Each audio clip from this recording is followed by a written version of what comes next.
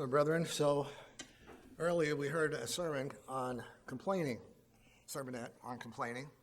and also the song leader mentioned about would have been something to do next week, but I want to just give him some good help to know that he doesn't have to do it next week. You don't have to wait a week. We'll be okay. So today we're going to see that here we are after Passover, a few weeks and days of unleavened bread, and how the Bible speaks about this timeline after Israel came out of Egypt, when they were moving toward the place of safety that God was providing, the promised land, and after hundreds of years of bondage, they finally saw God's mighty hand and the way that he provided for them to completely come out of Egypt. Yet how did they move forward? What was their attitude? Well, they were ecstatic. They were joyful. What a miracle before their eyes. Their enemy was dead on the shore. But unfortunately, that didn't last too long. They soon reverted to the one identifying characteristic of Israel that the Apostle Paul warns us about today. And in spite of all that they had witnessed, either in Egypt or in coming out, Israel could not resist the temptation to murmur. I think we've heard about that word in the past. Now, so there has never been a people, brethren, that have enjoyed as many blessings as we have after being called by God day after day in our life. Yet we can't go through a day where we don't see or hear someone, including ourselves, complaining or murmuring or being negative about something in our life. God expects us to take the lessons that we learn from His Word and that we have studied and apply them in our lives so that we will continue to move forward. So today we're going to look at the examples that God has for us in His Word and that we can understand how God is viewing those things. What is it? How it affects us? And what we can do in our life to avoid it. Let's turn over to 1 Corinthians chapter 10. 1 Corinthians chapter 10.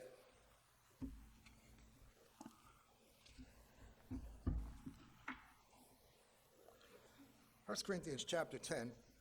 We see here Paul is talking about Israel leaving Egypt, and he was mentioning to the people there what they had done and how they came out and how God did all these wonderful things for them. And even though all that had happened, verse 5, what does he say? But with most of them, God was not well pleased, meaning he was upset with most of them. He goes on and says, we should not lust after evil things. Now he's listing the things here that Israel did when they came out. He says, we should not lust after evil things as they also lusted, and do not become idolaters as were some of them when they had the golden calf when they were in Mount Sinai. They had the golden calf, he says, and as it was written, the people sat down to eat and drink and rose up to play. They worshipped a god that they had chosen. Verse 8, let us not commit sexual immorality, as some of them did. And in one day, 23,000 fell and died after they had done that. Verse 9, he says, let us not tempt Christ, as some of them also tempted, and were destroyed by the serpents. And that means that they tried the Lord's patience in how they were living their lives. They were testing God, trying His patience in what they were doing. So there are things that we can't follow. The bad examples that they had, he's listing them there for us. But notice he doesn't stop. In verse 10, he goes on and says, neither murmur, as some of them also murmured, and they were destroyed of the destroyer. Now, when I read that a long time ago, I thought, really? He's putting murmuring on the same plane as the other things that they did? They lusted after evil things. They committed adultery. They were idolaters. They tempted Christ. And yet, he says here, don't murmur as they murmured. He put that in the list of things that they were not to do. Now, these things, he says, these things happen unto them for examples, and that they are written for our warning, upon whom the ends of the world are come. We're at that time, brethren. We're at the end time, and we're supposed to be walking to that place where we will be removed totally from this world, as we have been once we were called, but for eternity.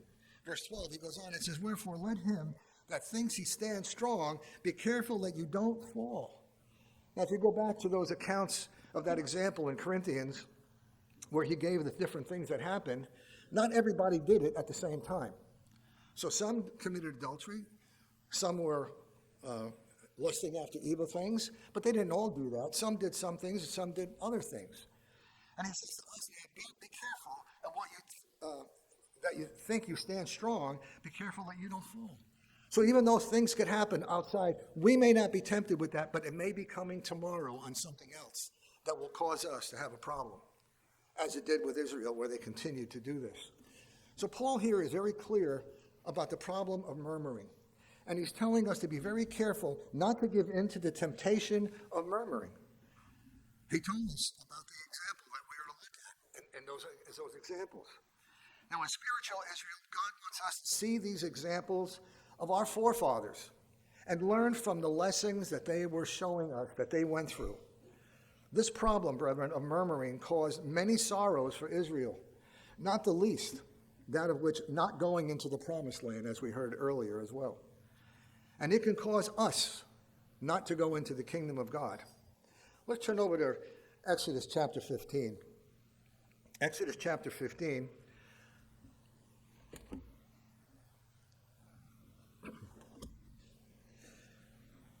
Exodus chapter 15, it says, when they came through the sea, they sang in great rejoicing. And in that chapter, the first 21 verses showed all the rejoicing that they did, the songs of Moses, all that they were singing. They were made free by the power of God, and they were singing and rejoicing. And that, brethren, is what God has done with us. He has brought us out by a mighty hand from the bondage of sin. But notice the first thing with Israel, what happened? 3 days later, after they came across the sea, they saw the enemies dead. Now here they were 3 days later in verse 23, Exodus 15. Verse 23, he says, and when they came to Marah, they could not drink of the waters of Marah, for they were bitter. Therefore, the name of it was called Marah, or bitter. And the people murmured against Moses, saying, what shall we drink? So after that, God came to Moses and told him what to do, and God intervened and made the water sweet. He cast a tree stump into the water, and it became sweet. Just as God does for us. He is there whenever we're going through a difficulty. He's going to fix it. But how did they react through that? When God freed Israel from bondage, they were going now free 1 month later. Turn over to Exodus chapter 16. Exodus chapter 16.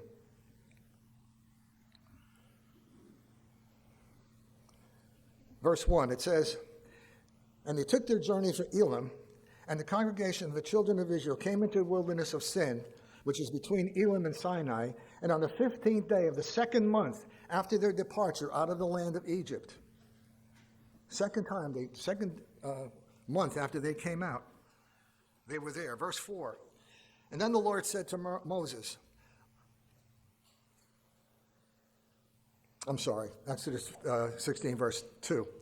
It says, and the whole congregation of the children of Israel murmured now. This is only a month later, 4 weeks later.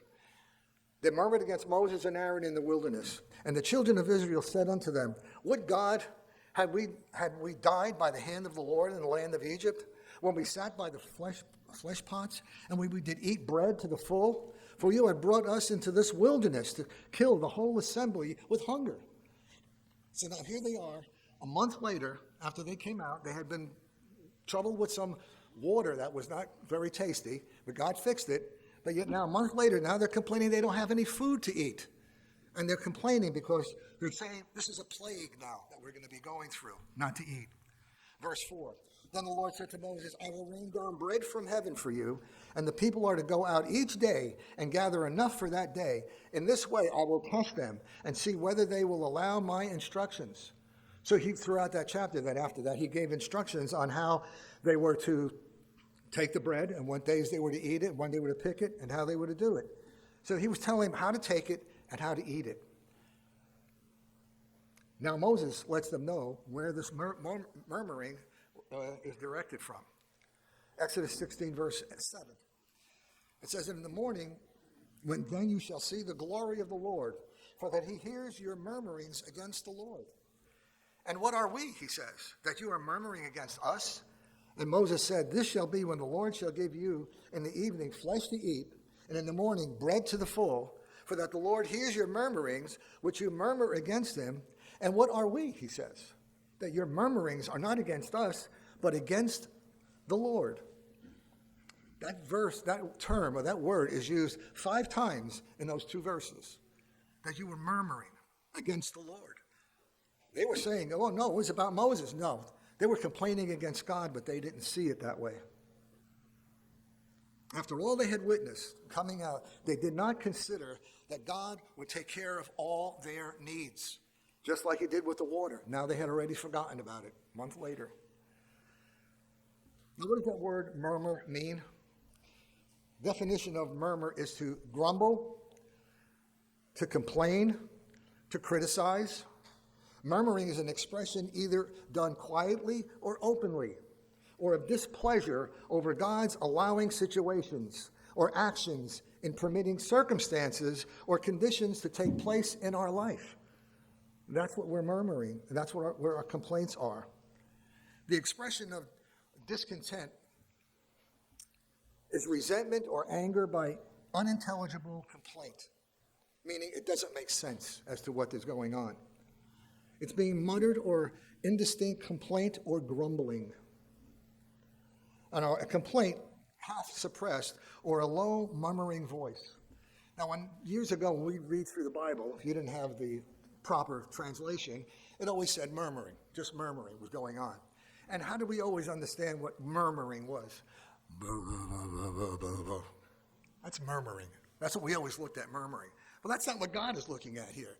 When he says you're murmuring, he says they're complaining, they're griping, they're against what God has provided for them. It's to complain with a negative, critical attitude to someone or to something that was going on. Complaining or murmuring is like running water. It's the image that's going on, doesn't stop. And not complaining, and not stop complaining, rather, about something. Water just goes on, and complaining and murmuring just goes on, it doesn't stop. And what it said back in verse 8 in Exodus 16, it says, it is to God that we are God is telling us, rather, that it is to God that we are complaining about. That's the one who the murmuring is. So whenever we are murmuring, we are blaming God for our seemingly miserable condition or problem that we're going through in our life. Whether it's traffic that we deal with, whether it's wives, husbands as well, children, people in stores, and how are we treated by others? And we complain about those things. It means being chronic complainers, never satisfied. Can we complain in restaurants or poor service in a restaurant that the food was too hot or it was too cold, and we didn't like that? But most complainers are only unhappy about something. They don't show any satisfaction. When you complain, you never show any satisfaction. How many times in the restaurant when the food wasn't good or the waitress wasn't good, the people will go to the waiter and say, boy, they did a terrible job. The food was too hot, food was too cold, was too hard, didn't like it. But how many people will go back after the waitress or the food was good and say, hey, Mr. Manager, we want to thank you for that wonderful waitress that she did such a good job and the food was really good. Where do we see that? No, we're too focused on complaining about things. How people drive on a highway around us, and we complain, and we'll get upset and wave our hands and be angry at what they're doing. Or maybe sometimes in the past we had gotten stopped by a police car. You see that red light flashing in the back, the blue light here flashing in the back, and it gets a little uncomfortable, and they pull you over, and because you were going too fast. But you know what? When we were driving, all the other cars weren't going fast. They were speeding too, but we got the ticket. We got stopped. They didn't get stopped. So we can complain to the police, but you're not doing a good enough job by seeing the other guys. They only caught us. But the problem is, too bad that we did it. Don't do it again, and then it won't happen. You won't get another ticket. So how does God view murmuring? Let's turn over to Numbers chapter 11. familiar with that chapter. Numbers chapter 11. First of all, the first 10 chapters are viewed in a very calm way. The way things are worded in the first 10 chapters of Numbers is very calm. So sometimes we call the book of Numbers the book of murmurings because it becomes habit forming. Numbers 11, chapter 11, verse 1.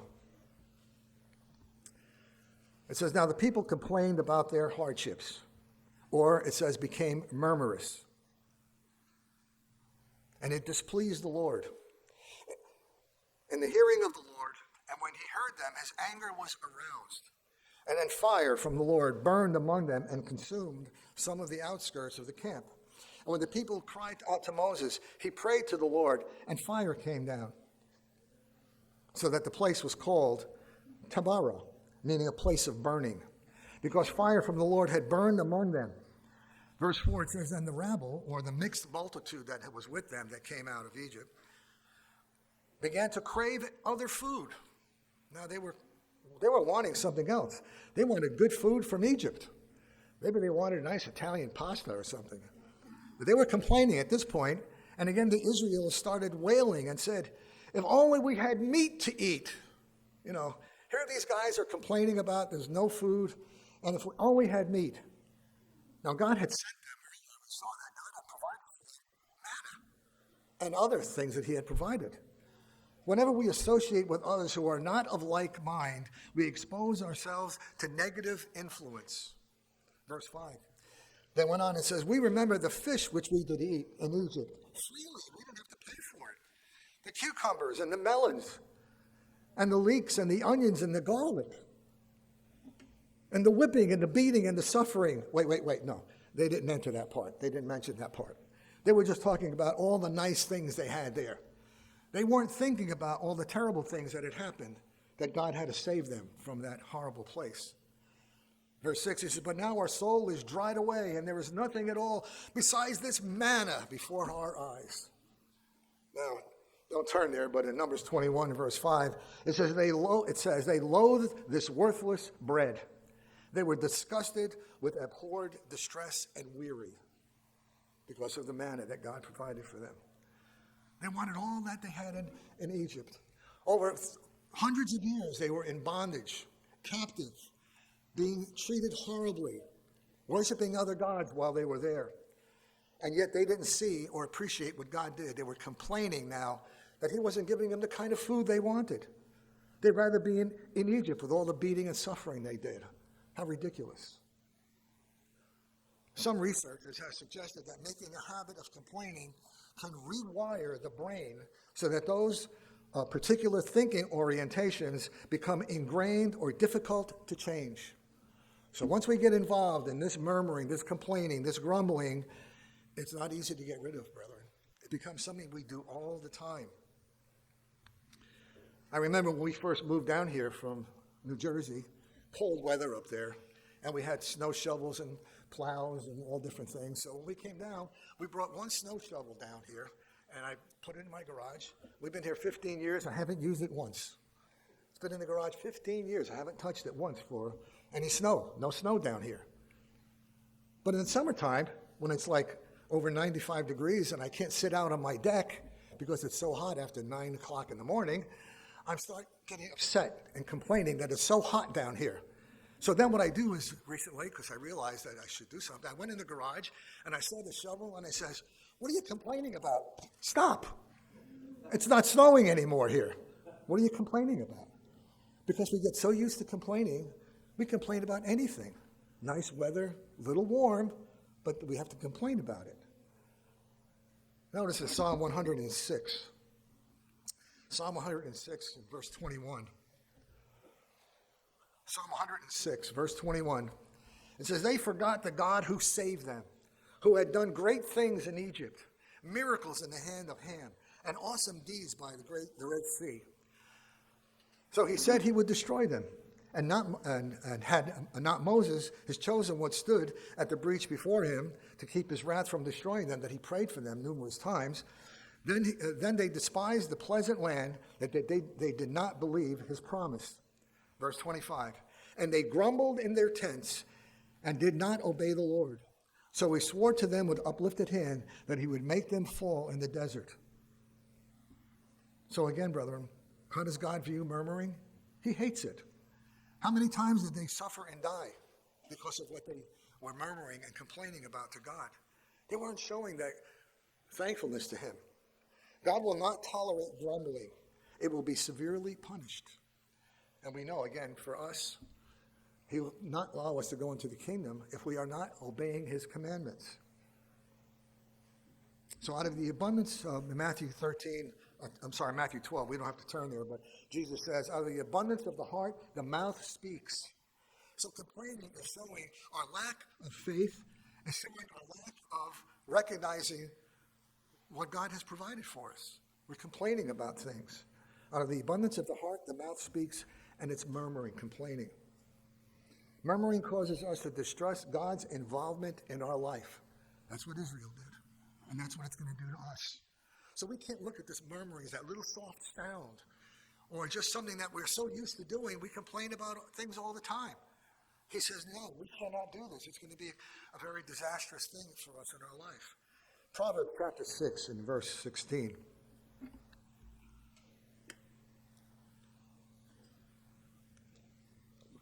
Proverbs 6 and verse 16.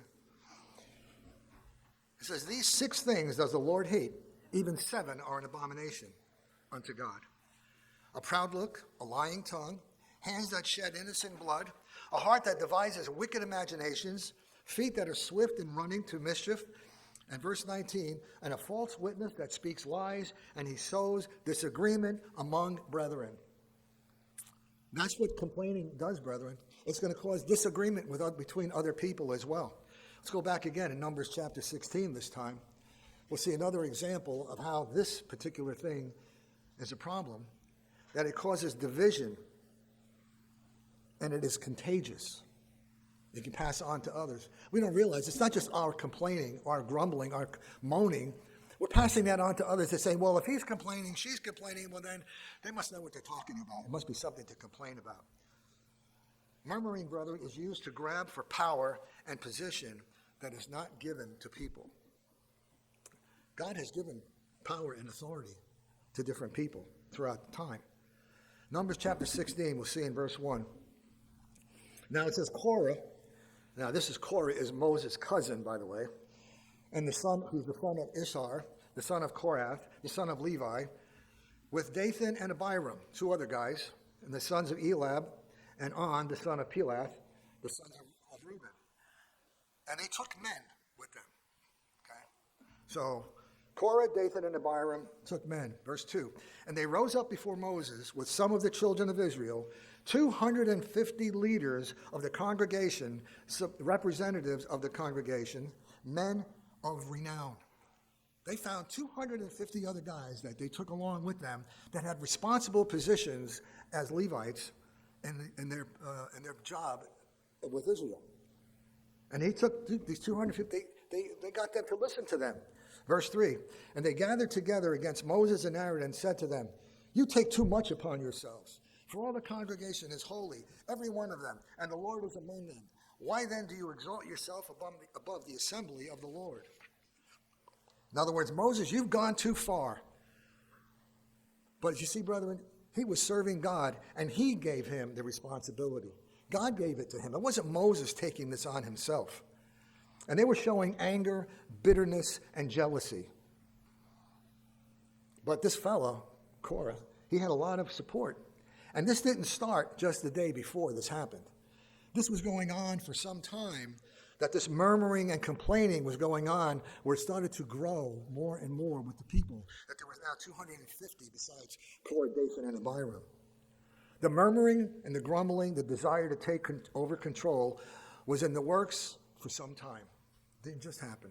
Verse 4, when Moses heard it, he fell on his face, and he spoke to Korah and all his company, saying, tomorrow morning the Lord will show who is his and who is holy, and will cause him to come near to him.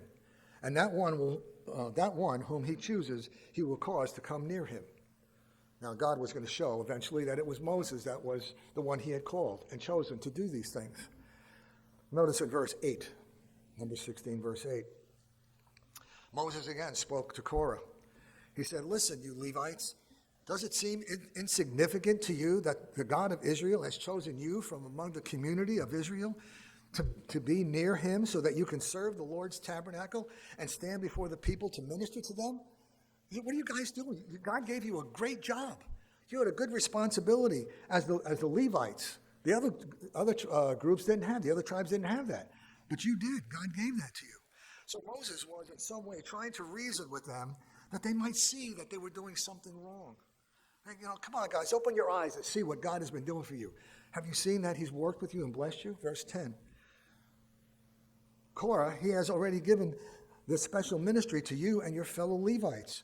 Are you now demanding the priesthood as well? What more do you want here?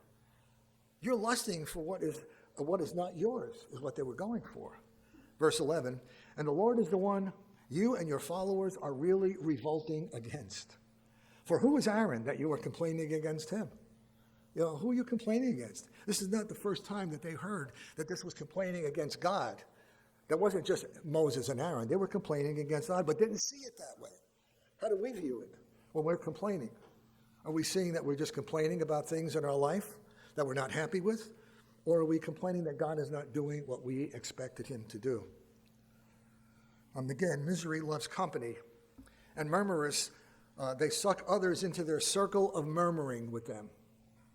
And Korah influenced hundreds of leaders to join him. Verse 19, drop a little further.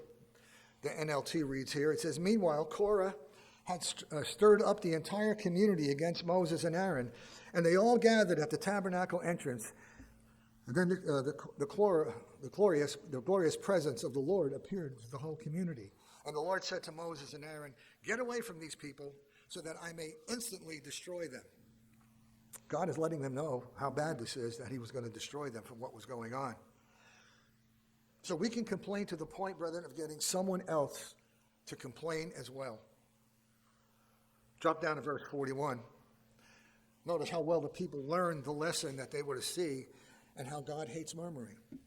Numbers 16, verse 41, it says, and the next day, the whole Israelite community grumbled against Moses and Aaron. And they said, you have killed the Lord's people. Now, this is after Korah, Dathan and Abiram, and the 250 others that were there were all killed. And they said, when they assembled in opposition to Moses and Aaron and turned toward the tent of the meeting, suddenly the cloud covered and the glory of the Lord appeared. And Moses and Aaron went to the front of the tent of the meeting. And the Lord said unto Moses, get away from this assembly so I can put an end to them at once. And they fell face down before God. So again, as a result of this, what do we see happening? Verse 49. But 14,700 people died from the plague that God did that day. In addition, again, to those who had died because of Korah. Now, they saw Korah and Dathan and Abiram die. They saw the 250 were removed. They fell into the hole in the ground and died that way. Very weird way to die. But they didn't see who did it because they were complaining from the one who actually did it. They didn't like the way Moses was leading them because they didn't like the way God was leading them, but they didn't acknowledge that. They would have had a better way doing it their way. So murmuring, brethren, is not a single act of discontent, but a constant activity that becomes a way of life. That's how we are every day. We just normally complain about everything. Complaining about those little things like the snow shovel in the garage, complaining about things like that are so senseless to us, but yet we don't realize how they are just promoting other things that we complained about. It just becomes normal to complain. So let's look at the reasons we murmur. First one is to be discontent. That means not happy. Anger. To believe that we have been shortchanged in our life. Discontent. The need to get even with what we've been found ourselves to be doing. To be not satisfied with what's happening in our life or the way things are going. We're just discontent. Proverbs chapter 19. Proverbs 19 and verse 3. The New Living Translation reads, People run their lives by their own foolishness, and they are angry and blame the Lord. Don't we see it throughout the Bible? How our lives, we can be causing to be foolish things that we're doing, and yet we're angry and blame God for the things that we're going through. But we're the one that caused it. The definition of contentment is to be satisfied, pleased, happy, and at rest. Now, murmurers are always concerned, restless, troubled, and again, they want things their way. Let's turn over to 1 Timothy chapter 6. 1 Timothy chapter 6. Brethren, we have to know that a Christian needs to be free from fear, from worry, from anxiety, from doubt. We have to be free of these things, not let them bother us to the point where we're complaining and don't realize who we're complaining to. 1 Timothy chapter 6 and verse 6. It says, "But godliness with contentment is great gain.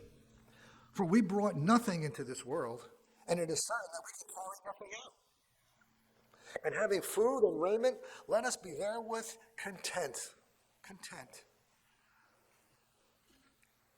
Godliness with contentment is great gain, brethren. We have to have contentment in our lives to be showing that we are happy with what is going on. Turn over to Philippians chapter 4. Let's notice Paul's attitude that he wants to show us. Philippians chapter 4, verse 10. Paul says, "But I rejoiced in the Lord greatly, that now at last your care for me has flourished again. Though you surely cared, but you lacked opportunity." I mean, you didn't show it for quite a while. He's letting them know about this. Verse 11, he says, "Not that I speak in respect of want," he says, "for I have learned in whatsoever state I am, therewith to be content." Now, brethren, how many times was Paul beaten, whipped, left for dead on the street? 4 times in a boat wreck. All that Paul went through. And we think, whoever would have gone with him on a boat cruise? After maybe the second or third time he was out there, I don't know that I would want to go on with him in a boat. But he's showing here that contentment is something that he has learned in whatever state or condition we are in, to be content. So contentment is something to be learned. That's what he says. I have learned in whatever state I am to be content. So contentment is something to be learned, to be sought after and gained. It's not given automatically or miraculously. It's not something that's just given like that. We have to learn. We have to follow the examples and see what we are to be doing. Verse 12. He says, "I know what it's like to not have what I need. I also know what it's like to have more than I need. I have learned the secret of being content." I like that, the way he worded that there. He says, "I have learned the secret of being content. That no matter what happens, I am content.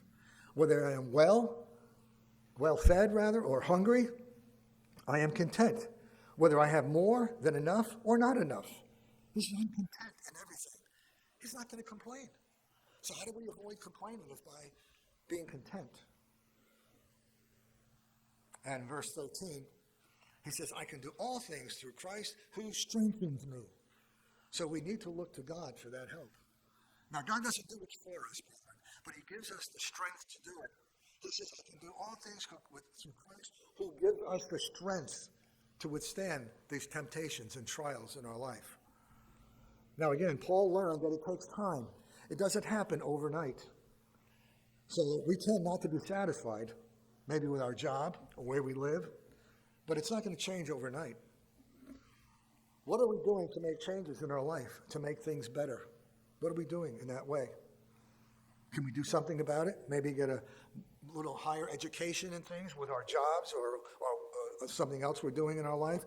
Or just complain about it? What is it that we're doing?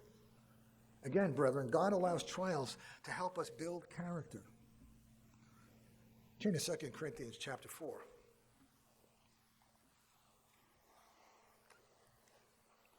Sometimes, brethren, we think that we're going through a trial for nothing. Like Paul's example, from what we have learned, is it just to suffer? Is that all we're doing, is just suffering, or are we learning something? 2 Corinthians 4 and verse 16, It says, therefore, we do not lose heart, though outwardly we are wasting away, yet inwardly we are being renewed day by day. For our light and momentary troubles are achieving for us an eternal glory that far outweighs them all. So even though we're getting older and we're getting weaker and time goes on and things get harder for us to do in our life, he says, for our light, verse 17, he says, for our light and momentary troubles are achieving for us eternal glory, no matter what it is we're going through. So we fix our eyes not on what is seen, but what is unseen. For what is seen is temporary. The physical things are temporary, but what is unseen is eternal. So let's not focus on the negative things that are giving us difficulties and making us upset. So contentment is a fruit of godly character that we are to have. And again, our physical life is temporary, so we are to preparing ourselves for eternal life. And even if we're suffering through a health problem that we're dealing with, we know that God is there to help us, to give us the strength, the courage. I know someone that's been sick for a number of years now, dealing with things, and never complains about things.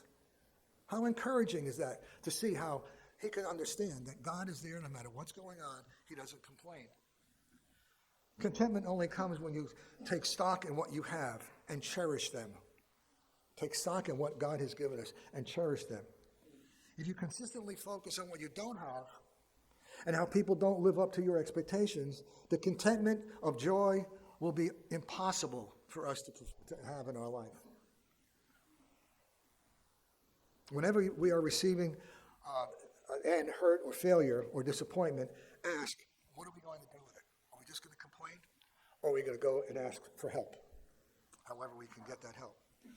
Another area that reason we murmur is being critical of others, including God. And the bottom line is being selfish. Turn to Matthew chapter 7. Israel's murmuring about Moses made them critical of the man. And it included jealousy and wanting to take over what he had. Notice in Matthew 7, verse 1, Jesus says here, judge not that you be not judged. For what judgment you judge, you will be judged. And for with measure you use, it will be measured back to you. And why do you look at the speck of your brother's eye and do not consider the plank or the 2x4 that's sticking out of your eye? Or how can you say to your brother, let me remove the speck from your eye, and look, a plank, a 2x4 is in your eye that you don't see. Verse 5, hypocrite, first remove the plank from your own eye, and then you will see clearly to remove the speck from your brother's eye. So how are we removing this murmuring? Another reason that we murmur is that we are selfish. We're looking at how we see things for ourselves. We can complain about other people and criticize them for what they're doing in their life, but do we see our mistakes, our errors? A murmurer wants others to change so that they can have their own way. One reason for this is that is putting others down as we lift ourselves up. Notice in Ephesians chapter 4.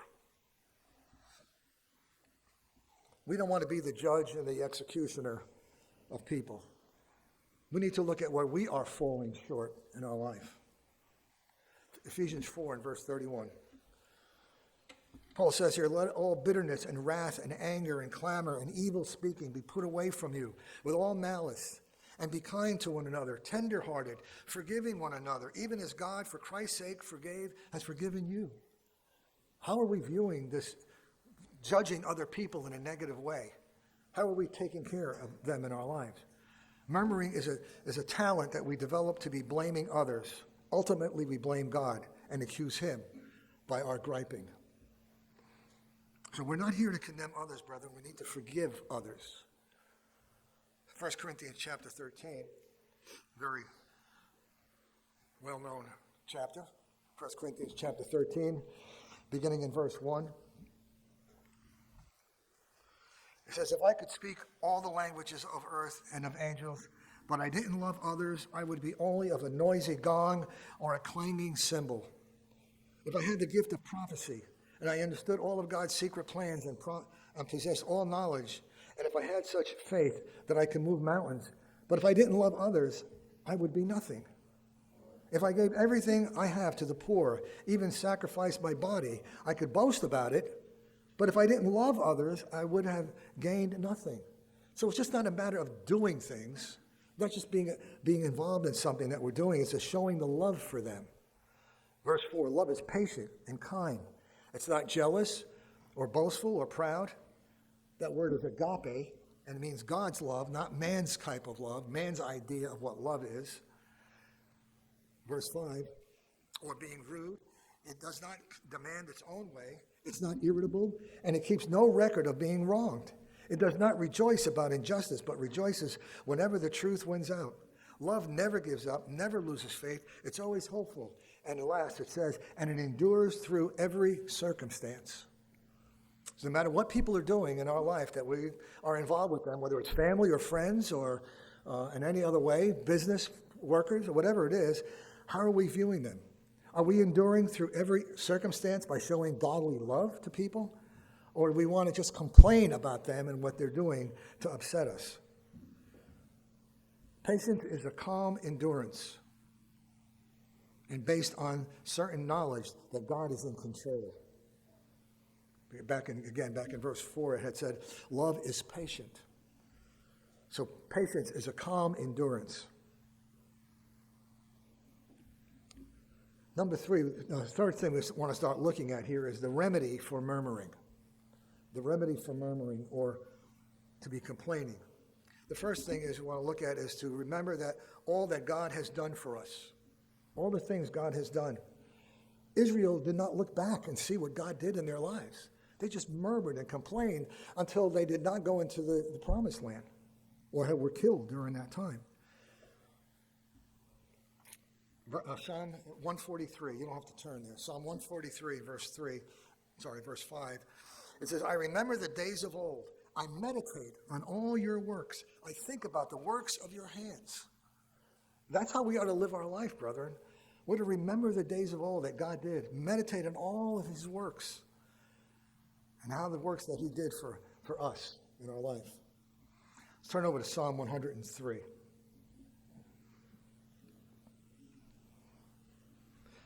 See, brethren, we cannot forget that God has delivered us out of the bondage from this spiritual environment that we are living in.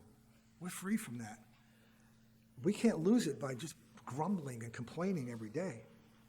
Psalm 103, beginning in verse 2, it says, bless the Lord, O my soul, and forget not all his benefits, who forgives all your iniquities, who heals all your diseases, who redeems your life from destruction, who crowns you with loving kindness and tender mercies, who satisfies your mouth with good things so that your youth is renewed like the eagles. Verse 6, the Lord executes righteousness and judgment for all that are oppressed. What are we complaining about? What issues in our life are so frustrating? He says, the Lord executes righteousness and judgment for all that are oppressed. Sometimes, brethren, we forget how much God promises to be involved in our lives.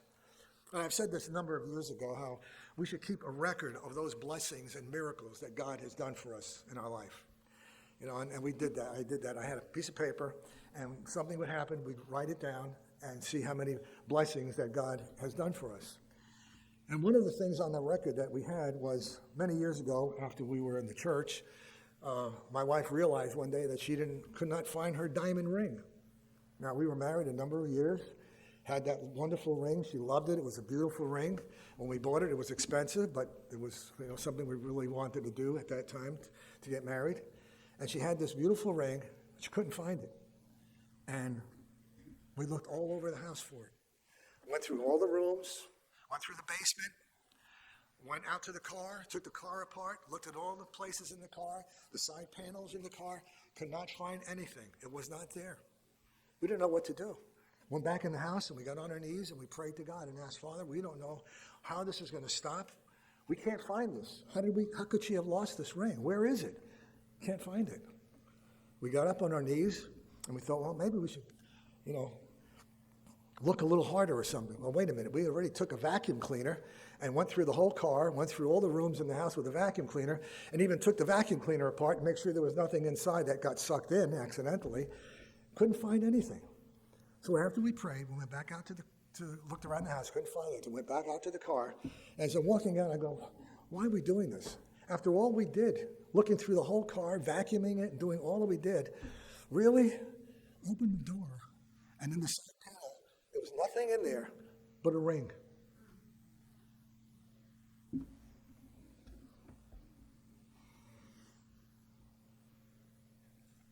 Put it on the paper and never forgot it.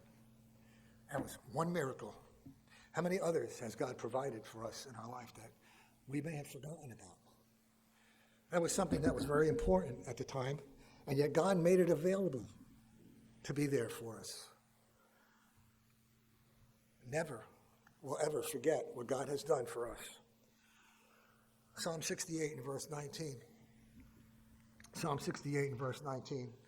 We don't have to turn to it. It says, "Blessed be the Lord who daily loads us with benefits, the God of our salvation." Brethren, these are the kind of scriptures and words that we have to be focusing on as we are living in our life today with Christ and the Father. All these things that show He is our salvation. He's the one who provides all of our benefits. And not to look about anything negative, because it's how we are saved. He is the one that is not allowing it to be happening the best for us. Psalm 78 and verse 40. Psalm 78 and verse 40. It says, "How often did they provoke him in the wilderness and grieve," meaning to hurt or to displease or to be causing pain to him, to God, in the desert. Yes, they turned back and they tempted God, meaning they limited him or grieved him, the Holy One of Israel. Verse 42, "They remembered not his hand, nor the day when he delivered them from the enemy." So they were too busy complaining to see what God has not done that they wanted done. And the remedy for murmuring is to remember what God has done for us, and he will continue to do. The second thing we want to look at is to trust in God's ability to do what is best for us. To trust in God's ability to do whatever it is. Isaiah chapter 43 and verse 1.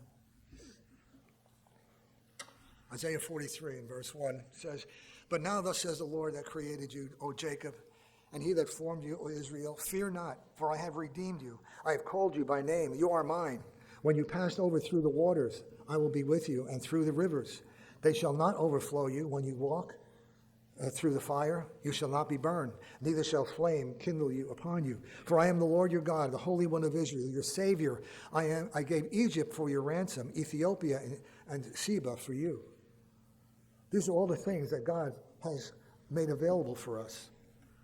We have to trust in his ability to do everything to take us out of all the difficulties that we are dealing with in our life. Romans 8 and verse 28.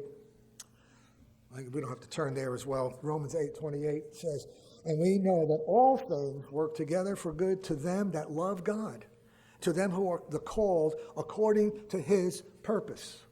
That's why we're here, brethren. As members of the body of Christ, we're here because of his purpose. He has called us to be a part of the family of God. And that we are to be so thankful for that. So if we are murmuring, we're not showing God that we love him. When he said all things, no matter what circumstances that we find ourselves, all things work together for good. So we don't have to fear time and chance. God knows at all times that whatever we're going through, and when we go through the trial, he allowed it for our purpose. Sometimes we don't realize that, why is this God allowing this? Maybe we're not seeing that yet. And maybe it's not being reflected to someone else who might be learning, maybe another family member or friend or someone else that is learning something from what others are dealing with. We don't know what God's purpose is and reason for all those things, but he says it's there for all those according to his purpose. So it takes a deliberate effort on our part to remember that God has the ability to take care of us and do what we need. We must sit down and evaluate where we are and how we got here. This wasn't our choice. God called us and chose us to be a part of that. And he is with us, just the way he was with Israel. He is with us as spiritual Israel. Another item we want to look at is that we ought to express our thankfulness to God. Express our thankfulness to God. One of the causes of murmuring is that is that of being unthankful. 1 Timothy chapter 5 and verse 16. 1 Timothy chapter 5 and verse 16. It says, rejoice evermore, pray without ceasing. Verse 18, and everything give thanks, for this is the will of God and Christ concerning you. So we ought to rejoice evermore and pray without ceasing and give thanks to God, no matter what we're dealing with. Give thanks to him. Because something good is going to come out of it when it's done, if we have the patience and the respect and the love for God. Matthew chapter 5 and verse 11. Matthew 5 and verse 11.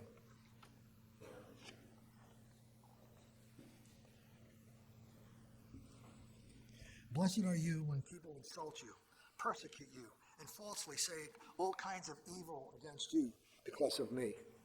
Christ is saying here.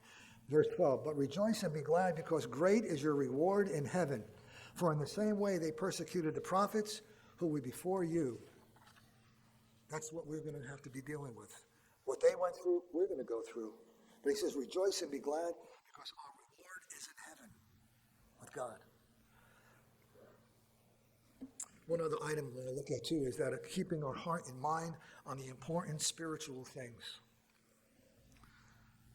Colossians 3, verse 1. Colossians 3, verse 1, it says, if you be risen with Christ, seek those things which are above, where Christ sits on the hand of God. Set your affection or your desire or your hope on things above, not on things of the earth. A murmurer, brethren, only sees the problem, not the spiritual side. We have to get our minds off the physical things and on the spiritual. We shouldn't focus on all the spiritual things that make us unhappy and frustrated. Rather, there's the spiritual things that should be of important value to us and our relationship with Christ and the Father. So we ought to be sure that we have that attitude. Proverbs 19 and verse 23. Proverbs 19, verse 23. It says, fear of the Lord leads to life, and whoever has it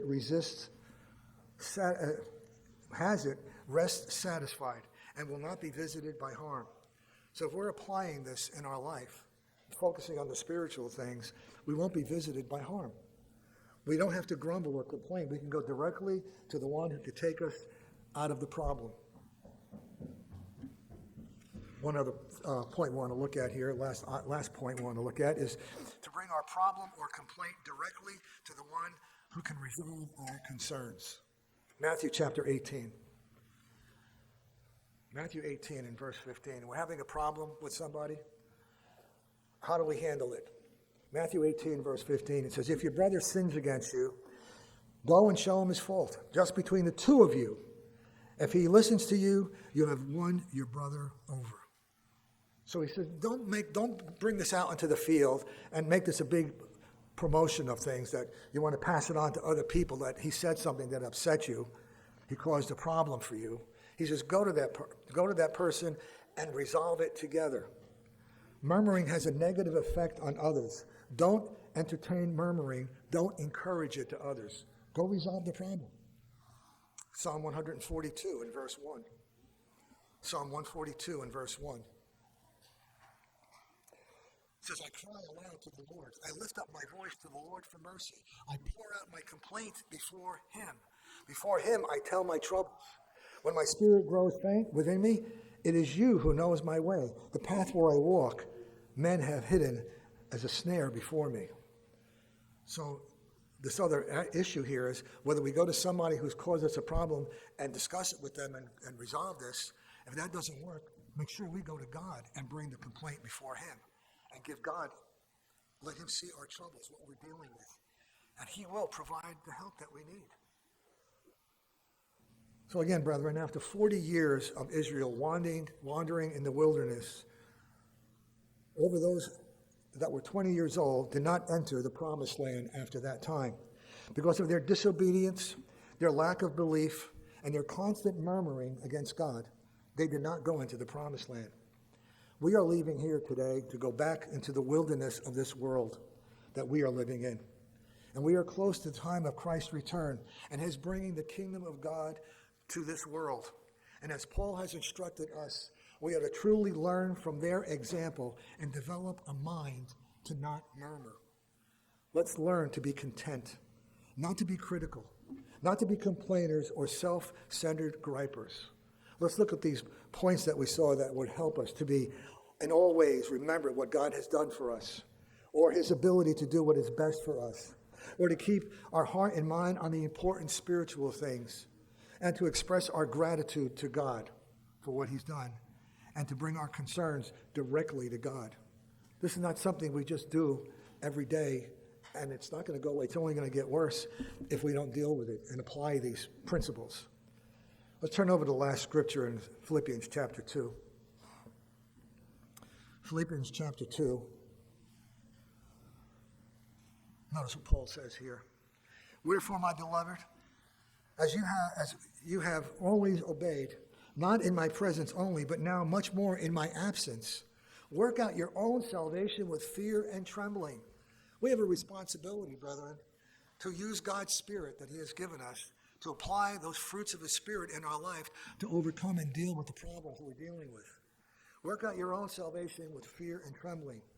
Again, we have a directive from God to be developing a close relationship with Christ and the Father. It says, for it is God who works in you both to will and to do of his good pleasure. So our earnest desire must be to seek God's will in all of our life and not to complain about what direction God is allowing us to go in. And verse 14, he says, and do all things without murmuring and disputing, that you may be blameless, meaning a life without fault, and harmless, meaning a lack of evil, the sons of God without rebuke, in the midst of a crooked and perverse nation, among whom you shine as lights in the world.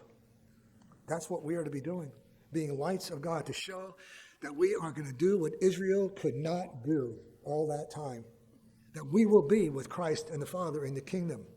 We need to be careful that we don't follow that wrong example. Rather, we are to be right examples of those who are content and satisfied and trust in God. And that, brethren, we will live our lives. When Christ returns, we will not be murmuring all that time.